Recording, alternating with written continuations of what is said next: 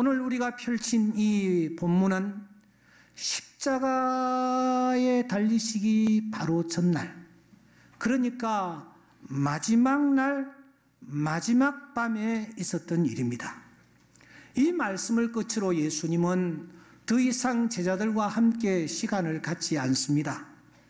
그 어떤 말씀도 주시지 않습니다.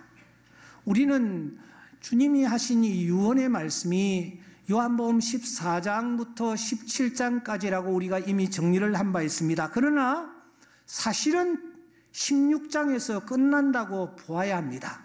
여러분 17장을 잠시 보시면 이 17장은 전혀 다른 분위기가 펼쳐지고 있는 것을 우리가 확인할 수 있기 때문입니다. 이 17장은 주님이 하나님 앞에 드리는 기도입니다. 그렇다면 이 주님의 유언은 16장에서 끝난다고 보아야 하는 것입니다. 그렇다면 우리 주님이 그 마지막 날, 마지막 밤에 어떤 행적을 남기십니까? 죽음을 이제 코앞에 두신 주님이십니다. 하나님 앞에 서야 할 주님이십니다. 그 주님께서 마지막 순간 우리에게 도대체 어떤 교훈을 주시는가 하는 것입니다. 공교롭게도 오늘이 12월 30날, 금년도 마지막 주일입니다. 이 마지막 주일에 성령께서 오늘 나에게 주시는 교훈이 무엇인가 하는 부분에 대하여 우리가 좀 집중하기를 원하는 것입니다. 그래서 오늘 제 설교 제목이 마지막 날, 마지막 밤입니다. 먼저 사랑하는 여러분, 32절을 주목해 보시기 바랍니다. 32절에 보시면 주님께서 이렇게 말씀합니다. 보라, 너희가 다 각각 제 곳으로 흩어지고 나를 혼자 둘 때가 오나니 벌써 왔도다. 그러나 내가 혼자 있는 것이 아니라 아버지께서 나와 함께 계시느니라. 주님께서 이런 말씀을 하십니다. 여러분, 이 32절 말씀에서 강조되는 부분이 어떤 부분이라고 생각하십니까? 제자들이 다 주님을 버리고 도망을 치고 각각 제 길로 살 곳을 찾아 흩어질 것이라고 말씀합니다. 그래서 주님이 혼자 계시게 된다라고 말씀을 합니다.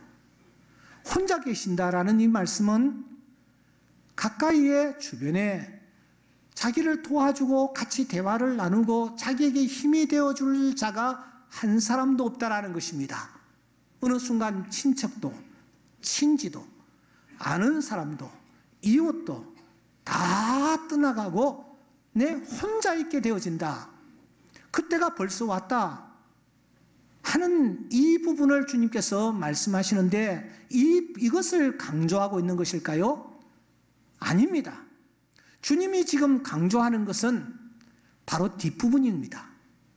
내가 혼자 있는 것이 아니라 아버지께서 나와 함께 계신다 하는 이 부분을 강조하고 있습니다.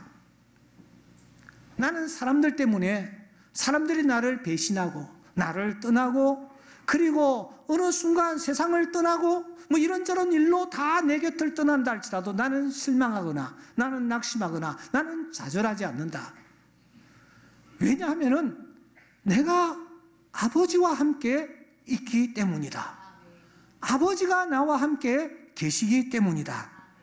여기에서 주님께서 강조하는 것은 이것입니다. 주님은 지금 자신이 있는 곳이 어딘지에 대하여 말씀하고 계시다라는 것입니다. 주님은 지금 자기가 어디에 있는지, 누구에게 있는지, 어디에 있는지에 대하여 주님이 지금 강조하고 있다라는 말입니다. 그렇다면은 주님은 지금 내가 어디 있느냐라는 질문에 답하고 계시다고 보아야 합니다. 내가 어디 있느냐라는 이 질문 앞에 주님이 답을 하시는 것이 32절의 말씀입니다. 하나님이 계시는 곳에 내가 있습니다. 하나님이 머무시는 곳에 내가 머물고 있습니다. 주님은 그렇게 자기가 있는 위치를, 자기가 있는 곳을 지금 마지막으로 밝히고 계신다라는 것입니다.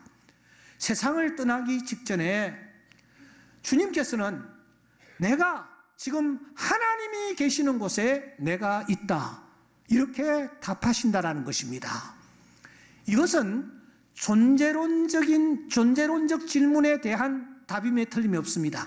내가 어디 있느냐라는 질문에 주님께서 마지막으로 나는 하나님 안에 있습니다, 나는 하나님과 함께 있습니다, 이 답을 하시고 십자가를 지신다라는 것입니다.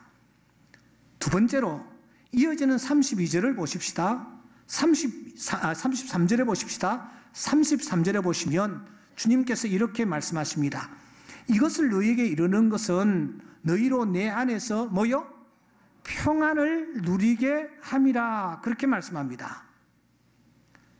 주님은 이 땅에서 사람들과의 관계를 사람들과 어떤 관계를 유지하며 사셨는지에 대하여 말씀하고 계십니다. 지난 주일에 말씀드렸습니다마는 너희라는 단어를 주님께서 78번이나 언급을 하십니다. 주님은 자기를 위하여 관심을 가지지 않습니다. 주변의 사람들을 위하여 관심을 가지시고 그 사람들을 위하여 주님은 일생을 사셨습니다. 그 사람이 갈릴리 바다 위에서 파도로 힘들어할 때에 주님은 그 밤에 그곳으로 가셔서 바다와 바람을 잠잠케 하셨습니다. 주님께서는 저 그라사인의 사람이 무덤가에서 힘들어하고 고통하고 있었을 때에 밤중에 피곤한 몸에도 불구하고 제자들을 이끌고 그 바다를 거슬러 그라사 지방에 들어가 무덤 사이에 거하면서 자기의 몸을 해치고 있는 그 불쌍한 귀신 들린 자를 온전히 고쳐주십니다. 주님은 베드로의 장모가 열병으로 앓아 누웠을 때에 만사를 제쳐주고 달려가셔서, 열병이라는 것은 전염성이 때문에 그냥 막아놓고 그냥 혼자서 죽도록 내버려 두고 있는 그 상황에서 다가가 손을 만지시며 그 여인을 고쳐주셨습니다. 이와 같이 우리 주님은 이 땅에 한평생 동안 자기 자신을 위하여 살지 아니하고 자기 곁에 있는 사람들을 위하여, 그 사람들의 평안을 위하여 사셨습니다. 때문에 그 주님이 이 땅에 오셨을 때에 천군 천사들이 이렇게 노래했습니다. 지극히 높은 곳에서는 하나님께 영광이요 땅에서는 기뻐하심을 입은 사람들 중에 평화로다. 주변 사람들에게 평화를 심어주기 위하여 주님이 오셨다라는 것입니다. 제자들이 근심과 걱정에 사로잡혔을 때에 주님은 말씀하십니다. 평안을 너희에게 끼치노니 곧 나의 평안을 너희에게 주노라. 주님은 그들에게 평안을 심어주기 위하여 힘쓰셨습니다. 십자가에 돌아가신 이유도 무엇입니까? 그는 우리의 화평이신지라 둘로 하나를 만드사 원수된 것 곧 중간에 막힌 담을 자기의 육체로 허시고 새 사람을 지어 평안하게 하시고, 주님이 십자가에 못 박혀 돌아가신 이유도 평안이었습니다. 때문에 그 주님이 다시 부활하신 이후에도 던지신 첫 말씀이 무엇입니까? 너희에게 평강이 있을지어다. 너희에게 평강이 있을지어다. 도마가 나타났을 때 다시 너희에게 평강이 있을지어다. 주님은 일생 동안 평강을 위하여 사셨습니다. 다른 사람들의 평안을 위하여 사셨습니다. 그 주님이 33절 말씀 너희로 평안을 누리게 하려 함이라. 그러므로 이 33절의 말씀은 내 형제가 어디 있느냐, 관계론적인 질문에 대한 답이십니다. 주님은 지금 관계론적인 질문에 대하여 마지막으로 답을 하십니다. 형제들을 평안하게 해주기 위하여, 형제의 삶에 평안을 심기 위하여 내가 지금까지 달려왔고 지금 내가 그렇게 달려가고 있노라고 말씀하고 계시다라는 것입니다.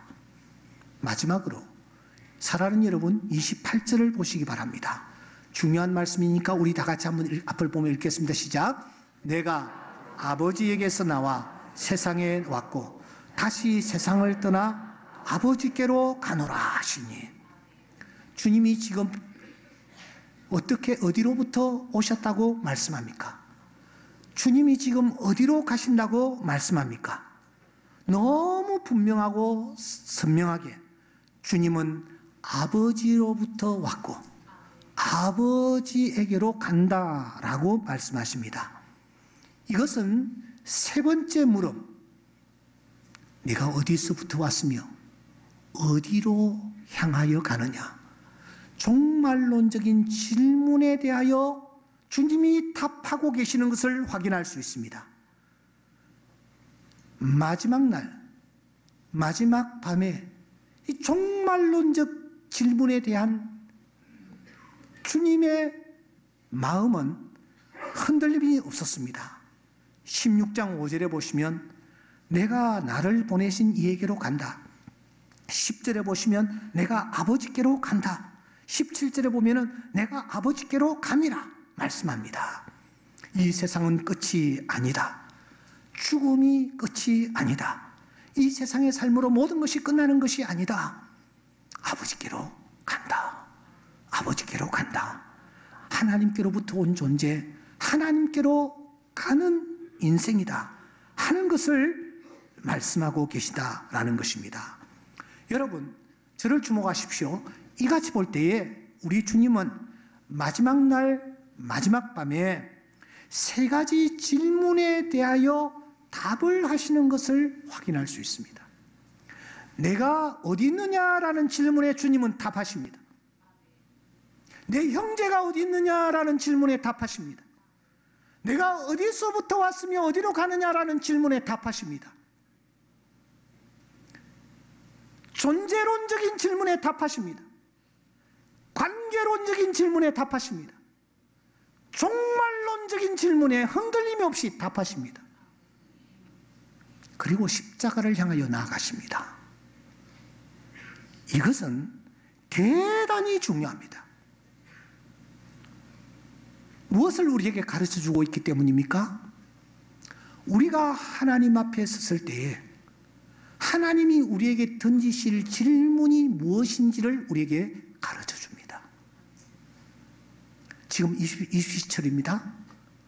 수시 모집을 하는 특별한 학교들은 몇 차례 검증을 통해서 학생들을 이렇게 선별하고 난 뒤에 최종적으로는 교수 몇 분이 학생을 앉혀놓고 오랄 테스트를 합니다.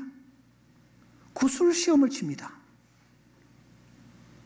학생은 선생님이 도대체 무슨 질문을 던지실지 모르고 앞에서 벌벌 떨고 앉아 있는 것입니다. 우리가 하나님 앞에 서게 될 때에 심판주 하나님이 우리에게 던지실 질문이 무엇이냐? 우리가 그 질문을 알고 그 앞에 선다면 얼마나 마음이 든든하시겠습니까? 하나님이 그런데 예수님을 통하여 우리에게 마지막 하나님의 심판대 앞에서 우리에게 던지실 질문이 세 가지가 있음을 지금 우리에게 알려주고 계십니다. 그날 하나님 앞에 섰을 때에 하나님께서 우리에게 세 가지 질문을 던지실 것입니다. 첫째는 내가 어디 있느냐 하는 질문입니다. 둘째, 내 형제는 어디 있느냐 하는 질문입니다. 셋째, 내가 어디서부터 왔으며 어디로 가느냐, 이 질문을 하나님께서 우리를 향하여 던지실 것을 주님께서 마지막에 우리에게 가르쳐 주시는 것입니다. 그러므로 이 시간 우리는 이 한 해를 마무리하는 이 중요한 시점에 이 질문에 대해서 우리가 한번 답해 보아야 합니다. 첫째 질문입니다. 내가 어디 있느냐?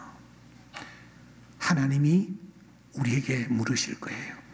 성서가 내가 어디에 있었느냐? 어디에 있었느냐? 지난 한 해 동안 사랑하는 여러분들은 어디에 계셨습니까? 누구를 만났습니까? 어떤 일을 행하셨습니까? 우리의 안고 일었음을 아시며 멀리서도 우리의 생각을 통촉하시는 하나님이 우리에게 첫 질문 던지실 것입니다. 내가 어디 있었느냐? 어디 있었느냐? 그곳에서 뭘 했느냐? 누구를 만났느냐? 하나님 물으실 것입니다. 만일 우리가 여보, 당신 지금 어디에 계세요? 라는 아내의 전화를 받을 때 정직하게 답할 수만 있다면, 아빠 어디에 계세요? 라는 사랑하는 자녀의 물음 앞에 우리가 정직하게 답할 수만 있다면,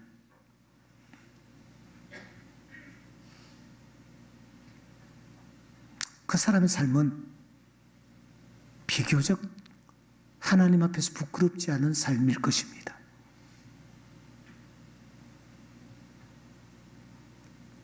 한경직 목사를 한경직 되게 한 한마디 말씀은 내가 어디 있느냐 이것이었습니다. 그분은 일생 동안 이 한마디를 붙잡고 살았습니다. 내가 어디 있느냐? 그래서 그분을 기념하는 최양수양관 입구에 가면 빨간 색깔의 글씨로 그분이 친히 쓴 삐뚤삐뚤한 글씨, 내가 어디 있느냐 하는 이 글귀가 방문객들을 막고 있습니다. 하나님, 내가 여기 있습니다. 아마 한 목사님은 그렇게 일생 동안 이 한마디를 붙잡고 살았던 것 같아요.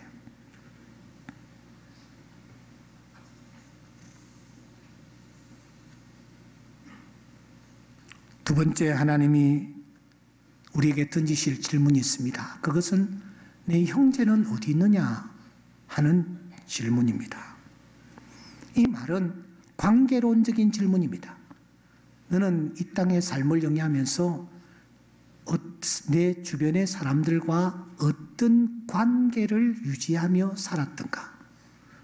그 사람들이 너에 대해서 도대체 어떻게 생각하며 너에 대해서 어떻게 증언하며 너에 대해서 어떻게 말한다고 생각하는가?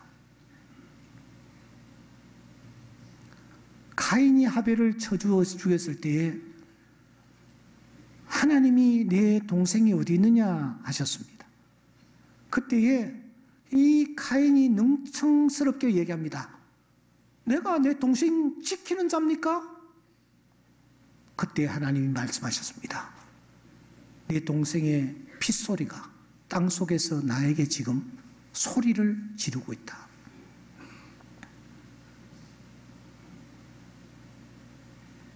도르가가 죽었을 때 도르가에게 은혜를 입었던 수많은 여성들이 베드로에게 다가와 도르가로부터 받았던 속옷과 겉옷을 내보이면서 막 통곡을 하며 슬퍼하며 옵니다.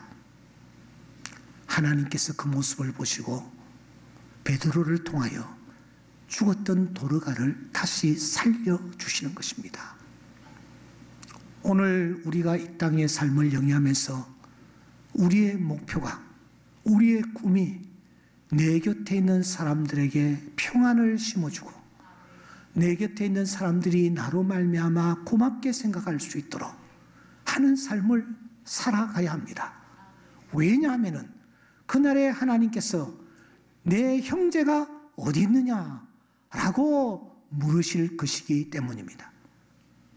마지막으로 우리가 받을 질문은 이것입니다. 내가 어디서부터 왔으며 어디로 가는가?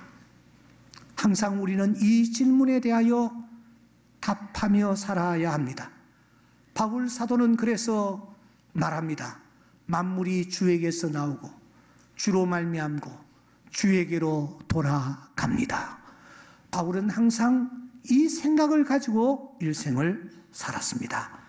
하나님으로부터 왔기에 하나님으로 돌아간다. 하나님의 심판대 앞에 돌아간다. 언제 우리가 돌아갈 것인가? 언제 그런 일이 있을 것인가? 언제 그런 일이 있을 것인가? 우리 주님께서는 이 세 가지 비밀을 우리에게 말씀하시기 앞서서 아주 중요한 돗자리를 하나 미리 깔고 계십니다. 예수님이 가시는 앞길에 사람들이 막 겉옷을 길에다 깔았듯이 주님께서 돗자리를 깔고 계시는데 어떤 돗자리를 깔고 계시느냐 하면은 조금 있으면이라는 이 돗자리를 깔고 계십니다. 미크로스라는 이 단어를 무려 7번이나 연속적으로 16절부터 쓰고 있습니다. 다른 말로 번역하면은 이것은 잠시 후에 바로 이런 뜻을 가지고 있습니다. 그만큼 빨리, 짧게, 확실하게, 분명하게 이 일이 일어날 것이다 라고 말씀을 합니다. 그 사람 안 보이네. 몰랐어. 그 사람 갔어. 이런 얘기를 주고받는 주인공이 내가 될 것입니다.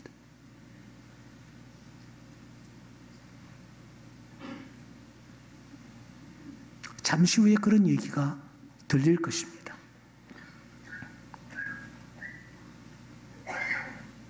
그래서 주님은 뭘 대단하게 살겠다라고 춤추고 장구치고 흥겹게 놀자라고 말하는 사람에게 말씀하십니다.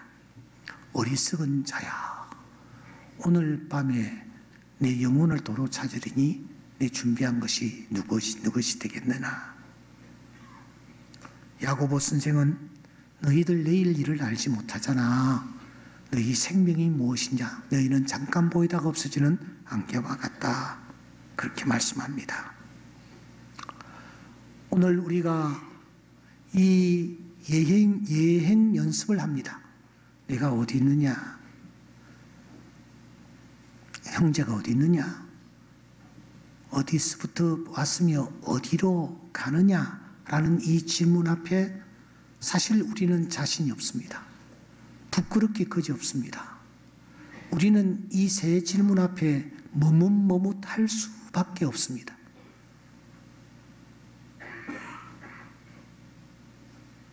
그런 우리를 주님이 잘 알고 계십니다.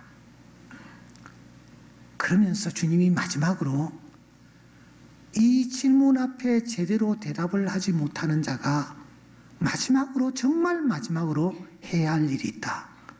그게 뭐냐? 주님이 가르쳐 주십니다. 그것은 바로 17장 1절입니다. 앞을 바라보시면서 한번 크게 읽어보겠습니다. 시작. 예수께서 이 말씀을 하시고 눈을 들어 하늘을 우러러 이르시되 아버지여. 아멘, 아멘, 아멘, 아멘. 주님이 세 질문에 대하여 답을 하시고 난 뒤에 주님이 어디를 향하십니까?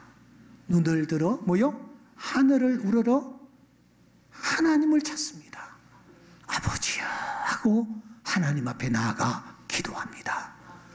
우리가 부족하고 연약하지만 우리가 하나님 앞에 나와서 은혜를 사모할 때 하나님께서는 그럼에도 불구하고 우리에게 은혜를 베풀어 주실 줄 믿습니다. 이 세 가지 질문에 대하여 우리가 정확하게 자신 있게 답을 못한다 할지라도 은혜와 긍휼이 무궁하신 하나님은 우리에게 은총을 베풀어 주실 줄 믿습니다. 그러므로 히브리서 기자는 우리에게 이렇게 말합니다. 그러므로 우리는 긍휼하심을 받고 때를 따라 돕는 은혜를 얻기 위하여 은혜의 보좌 앞에 담대히 나아갈 것이니라. 우리가 송구 영신 예배를 드려야 할 이유가 바로 여기에 있습니다. 내가 어디 있느냐? 내 형제가 어디 있느냐? 내가 어디서부터 왔으며 어디로 가느냐라는 이 질문 앞에 우리가 자신 있고 담대하게 답할 수가 없을 그때 주님 앞에 나아가 주의 손을 붙잡고 무릎을 꿇고 은혜를 사모할 때 하나님께서 우리에게 은혜를 베풀어 주시고 우리에게 복된 새해를 다시 열어갈 수 있도록 은총을 베풀어 주실 줄 믿습니다. 이 은혜가 우리 모두에게 넘칠 수 있기를 주의 이름으로 축원합니다.